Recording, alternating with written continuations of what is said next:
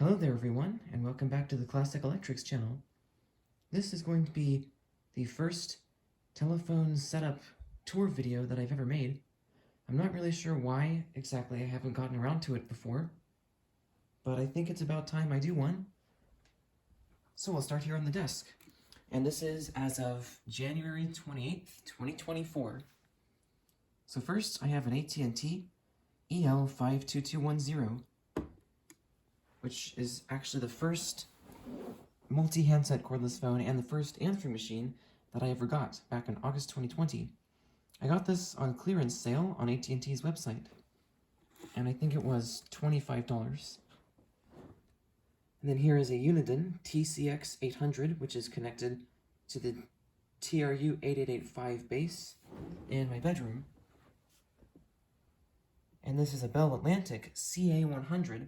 It's basically like a caller ID box, except it doesn't take caller ID, it just needs ringing voltage to start flashing the light.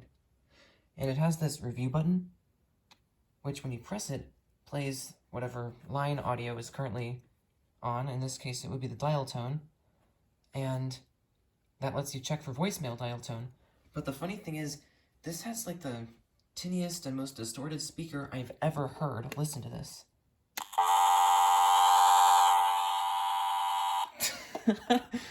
That's pretty comical. But I think this is actually the only telephone device Bell Atlantic ever made. This was made in, I think the date code is on here somewhere. If it'll focus. Well, it will not, so I'll see if I can find it. It says date code 03A92. So that seems like a Radio Shack date code. And if it is one, or if it's similar to a Radio Shack date code, then that would probably be March of 1992. Or wait, did it say 91 or 92? Yeah, 92. And I got that new old stock in either June or July 2021. I got the True 8885-2 system with the box, but not with the manual, in, I think it was July 2022. Then over here we have a Uniden DCX150 in blue, and this connects to the DECT 1588 in the kitchen. And I got this used in August 2022. And then next to it is a Panasonic KX TG 2620. And this is a 2.4 gigahertz digital cordless phone. And unfortunately it does have some screen problems, as many 2.4 gigahertz phones sadly do. But today it's not acting up, as you can see.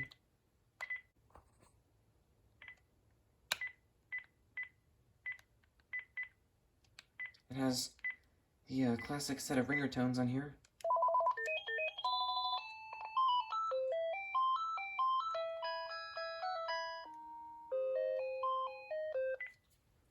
Oh yeah, and this actually gets really loud. This is level 1. And level 2 is definitely loud enough. I think level 3 is almost like a bass ringer. That's insane.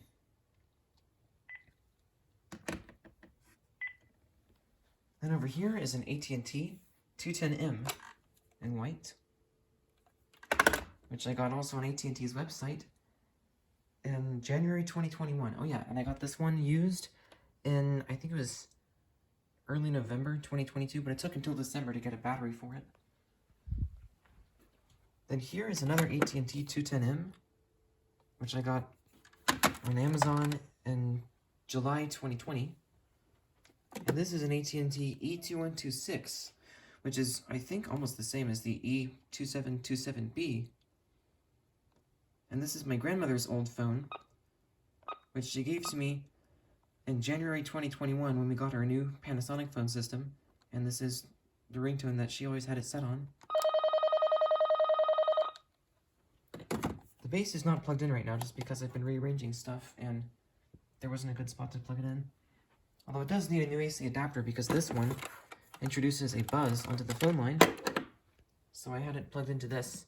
This is some kind of a phone line switcher. I think it's unmarked. This is very similar to the one that Jordan Yu has, but I got this one on a website called Show Me Cables because the one he got is made by, I think, a company called Sandman, and they went out of business. So this seems to be almost the same, but I got this on a different website. Then over here we have another Uniden DCX150, and this one's also connected to the 1588 in the kitchen. And over here a Cortelco 8150 series trend line, which I got on Amazon in February 2021. And then here is a Cortelco 2500. This is the assembled in the US version. And it has a classic double gong ringer. And I got this from Home Depot, actually. I ordered it online and picked it up in the parking lot way back almost 3.5 years ago in mid-June 2020. Actually, now that it's January 28th, that would have been 3.5 years ago. And then this is a Bell Phones by Northwestern Bell Phones 77230-4. It's basically a caller ID box with a speakerphone built in, but it's not plugged in right now because it needs an AC adapter. So these actually don't go to it, I just have them coupled together. But it's a pretty cool one, and I think it works pretty well. But I just need to find the adapter for it. It did come with it, I just don't know where it is. And then this is a Uniden EXT 1160. This thing is so loud. And it is a 900 megahertz analog cordless phone. Also, I think this one may have also been sold in Canada. So that's pretty cool. And then over here, we have an AT&T. Oh, I forgot to say, I got these two, and I think both May of 2022. This one came with the box and this one did not.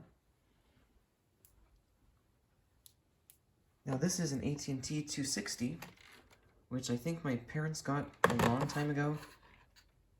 And I just found this in a plastic box in the basement in May of 2020. I think it was late May. And this is a Panasonic KX TS208W, which I got used, but with the box and the manuals and everything. It just didn't have the wall mount bracket. In March 2022. And here is a Panasonic KX TGA 931T, which connects to the 9344T system in my bedroom. Over here is a Bell South CI7112. And I got this new, I think it was new old stock on Amazon in January 2021. And this is a Radio Shack 43-107 teleprotector. And basically what this does is anything that's plugged into it will automatically be instantly disconnected from the line anytime another phone is in use. So for example, I think I have this one plugged into it. And as soon as I pick up another phone, it gets disconnected. So you can hear the dial tone on this one now. And then if I hang this one up, it'll get reconnected, and you'll see why I have that exclusion switch plugged in, because the sound cut out again there. And that is because this box plays a really loud touch tone each time it gets reconnected. So with the way that phone calls end, if you don't hang up first, the phone line gets disconnected briefly, and I kept getting my ears blasted by this thing's touch tone. So I had to get that call exclusion switch plugged into it to prevent it from being able to access the line anytime I have another phone off hook. And this is a really old, I think this is from 1986, July of 1986, AT&T Trimline 400. And this one was actually given to me by my grandmother. She found it in her storage room in the basement in March of 2021 and gave it to me. And it's really cool. Then over here, we have an AT&T 146, which I got new in, I think, June 2021, and a VTEC CS5121-2 handset, which I got used in May 2022. Actually, 2023, not 22. Now over here in the bedroom, I have a Uniden True 8885 base. And like I said in the other room, I got this in June or July 2022 with the box. And here, waiting to be mounted on the wall over here, is a Cortelco 2554. And like the 2500, this is also assembled in USA. And I got this in January 2021. And then this is a Panasonic KX TGA 9344T, which I got with the box and surprisingly with the belt clips and wall mount bracket and everything but the manual in September 2022. And then here's another Uniden DCX150, again connected to the 1588 in the kitchen, and this one's in red.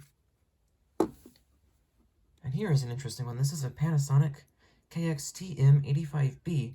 I think this is an early 2000s answering machine, and I found this at the thrift store with the box. It was actually new in the box. And I think I only paid about $5 for it. But it's really cool. And these two phones, this one is actually the first phone that I ever used in my collection. This is a Panasonic KX TS105B. And this was my dad's home office phone for years. And tragically, the speakerphone button doesn't really work anymore, or I can't get it to do anything. If I pick up the receiver first, it works perfectly.